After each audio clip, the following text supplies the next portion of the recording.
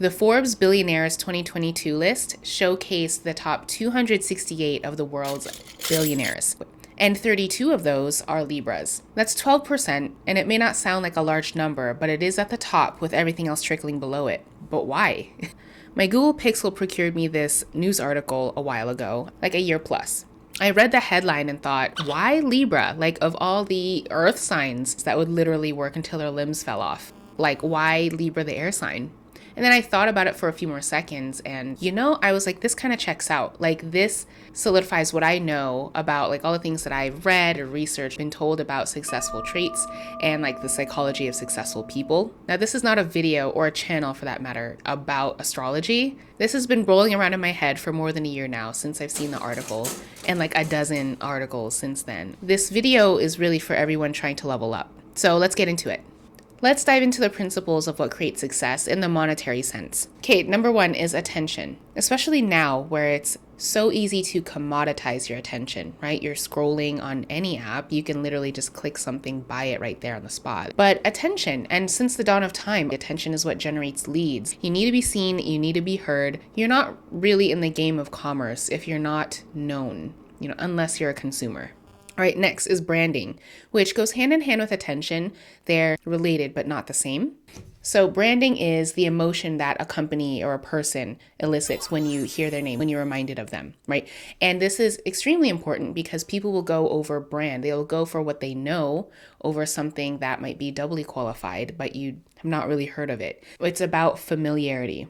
Next on the list is networking and relationship building. This one is obvious. Wealthy people have a fatty Rolodex. If you don't know what that is, don't worry about it. They know a lot of people, okay? If they need something done, if they don't know how to do something, they know a guy. Like, they may have bootstrapped their business, but a lot of the interviews that I've watched of the really successful people, honestly, it's not like they know all the technicalities and the ins and outs of everything, of operations and all of that. They hire properly, they hire well, if they need something, they know a guy. So the next one is emotional control. So successful people, especially the hyper successful people, are really good at foregoing immediate gratification for the long-term payout. Okay, frugality and modesty. They know how to spend their money, they know how to save, they know where to put, not even just money, but like attention, energy, other resources, right? And finally, an entrepreneurial spirit. Hello. I think you can become really successful working in a job or climbing the ladders or becoming C-suite and all of that. But the major gains are made even in just buying and selling whole businesses, right? Like, you have to have an entrepreneurial mindset and know that you're going to be in the game of like moving stuff. And by stuff, I mean like you're moving the product, you're moving the company, you are on the playing field and you have skin in the game. Okay, what are the hallmark traits of a Libra? Okay, Libras, they are mostly agreeable to everyone. They are pleasant to be around. No one really dislikes a Libra right off the bat. They are really good at reading a room and assimilating. They're not your ranting and raving, friend at the party that just made everything awkward. And they're not contrary, not to your face anyways. And I say not to your face because they do love chismis. But to your face, like, even if they believe differently, they're actually really good at keeping strong emotions at bay. They're really good at absorbing information and, again, keeping strong reactions at bay. They're not injecting their own personal dogmas at first meeting. They're generally very pleasant. Okay, so Libras are also effortless winners. Like, you will not see a Libra be down and out. I can't think of a time. They're seemingly good at everything that they do, at everything that they pick up, a hobby that they want to do or whatever. They're also just looks like they're winning. They're not really struggling. They're not chasing anything. Side note, if you're trying to date a Libra, just make the first move. You're welcome. Saved you a lot of time and heartache. This one's not very widely talked about, but they know what you want. What's your deepest, darkest desire? Their ability to contain their deep convictions, i.e. like not show their hand, makes their company feel safe enough to open up about themselves. And people do love to talk about themselves. And Libras are really good at kind of like just letting you take the floor. And other people feel safe enough to be honest because they've got the whole like smile and nod and like give leading gestures. Like, okay. Yeah, I get what you mean. Because they can get what you mean. They can understand what you're saying. Generally, when people say those things, it kind of implies that you are with them. But technically, not really, right? You're like, yeah, I get it. I totally see what you mean. And the other person will feel so comfortable and just spill their whole life story, and now you know likes, dislikes, phobias, everything about them. This might sound really nefarious. Anything can be used for good or bad. It also makes them really thoughtful, like gift givers. They can be really generous. Obviously, in business, this is good if you know what your leverage is. Okay, networkers. They are natural networkers. They are the people that know a guy. And they are very appropriate for the occasion. And which occasion? Yes. Birthdays, weddings, bar mitzvahs, symphonies, ballet. Like, just make a Libra your +1 and you're good to go. No one is going to be questioning your weird company that you brought. They're not going to embarrass you. Like, they're a great +1. They're usually up for it. Like, they like to see and be seen. In my mind, Libras personify that demure meme. You know, they are very demure and they are very mindful. Again, making people want to be around them. Libras are judicious with their spending, savings, investments. You won't really find a Libra in a pickle. Like, they have a savings, they've planned for a little safety nest egg. And if they have an entrepreneurial spirit, they kind of know when to act, they know when to and how to allocate their resources. So yeah, really prudent. Really prudent. That ought to count for a lot of wealth generating, I think. They're an air sign, so they tend not to get too deep. And depending on the type of person you are, this could rub you the wrong way or the right way. Like, look, I'm just a deep person, to be honest. I'm the person at first meeting that I'm like, hey, I'm Jennifer. Reach out for a handshake, but really, I'm just dragging you into the depths. You have no idea. Like, but it's okay because I brought an extra tinfoil hat. And that's not for everyone. I may not be the +1 for you, and that's okay. But Libras, they're light, they're airy. I really appreciate it these days because having a Libra around or having that interaction reminds you that it doesn't have to be so serious. And it's really great to have levity, actually. Love them for that. And again, they love tea, as in chismis, as in gossip. They're all about the good vibes. While I was putting together this video and my bullet points for this video, and the topic of chismis and good vibes came up, I thought that would be a really cute design for a t-shirt. So I went ahead and designed the t-shirt. The link is in the description for this really cute crew neck sweater, Good Vibes and Chismis, and has a little picture of Buddha on a teacup, if you get it. Okay, now it's time for our case study subject. And it's Kim Kardashian, okay? Had to do it. She's qualified. She's a Libra. She's a billionaire. Please don't be in the comments talking about she's probably in all this debt.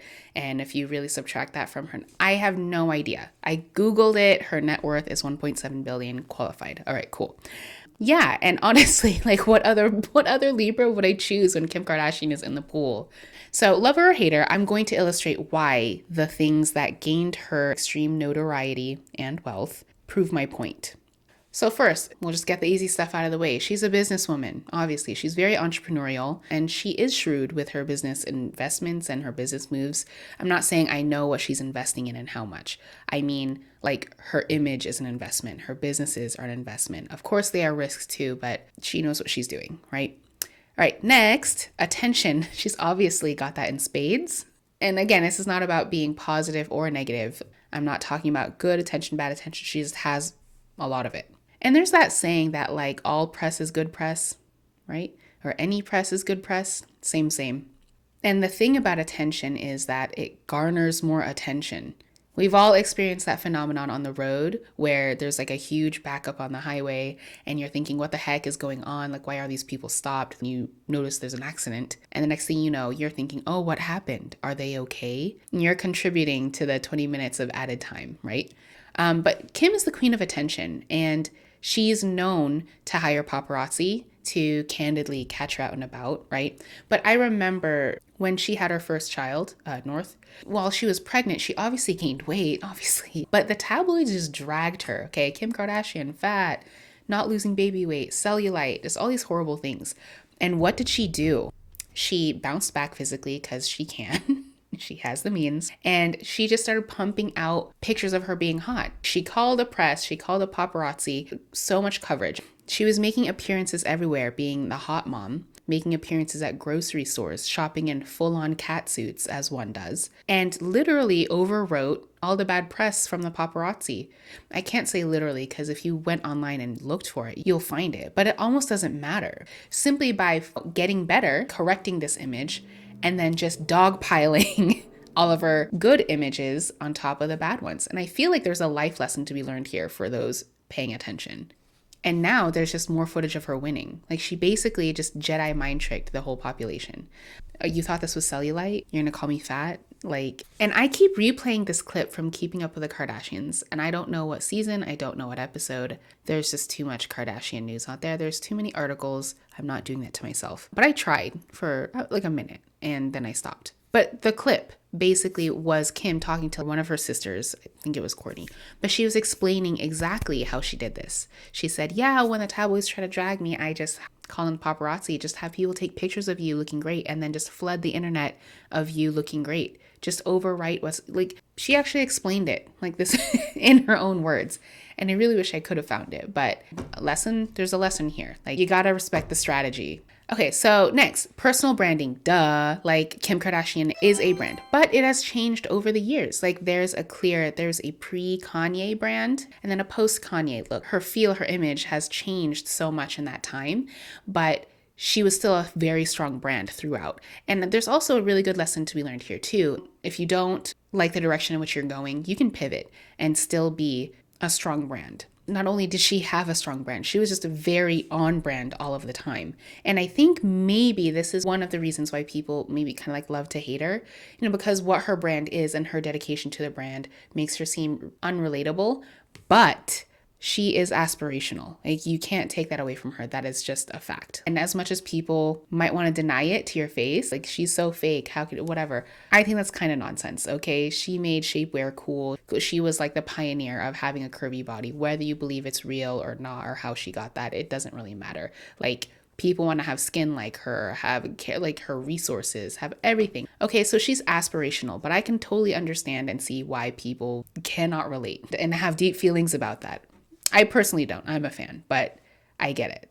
Okay, so the takeaways here, because we can all take a page out of the Libra Handbook and we can all implement these to just up our game a little bit. I'm not telling you to go be a Libra, although if you could, that's a cheat code.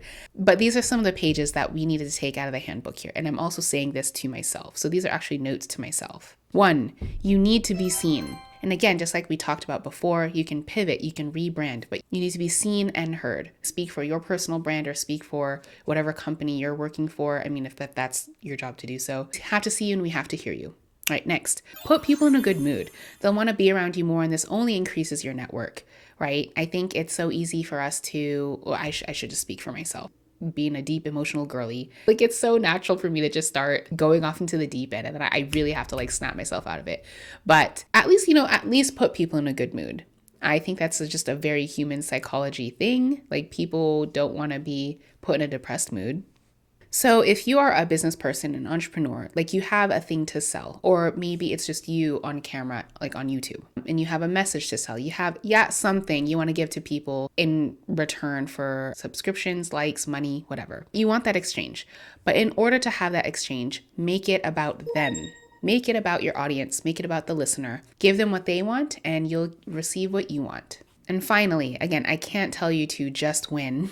But sometimes you need to be it before you can see it. I don't like fake it till you make it. But the bottom line is, put effort into how you show up to the world and how you show up to other people. There's this video clip on Instagram where this woman basically said, don't dress like your problems. If you're struggling, having a hard time, like, why do you have to showcase that? Why do you gotta look like that? I took that to heart. Look, this is on the list here for me, okay? Because if the internet and everyone on YouTube is telling me to just show up as myself and be authentic, you don't even have to tell me twice, okay? I will come on here looking like a slob kebab in my stained hoodie. Like, that's not prudent and that's not very wise to maybe really actually building a brand, unless that's my brand. And like, I'm not trying to do that, okay? So yes, be yourself, but have some awareness here about what people want to receive. And sometimes it just takes tiny tweaks. Find a simple but easy like hairstyle that's your go-to for casual days. Wear clothes that fit. Like, personal styling is not my genre here, but you get what I mean. You dig it, okay?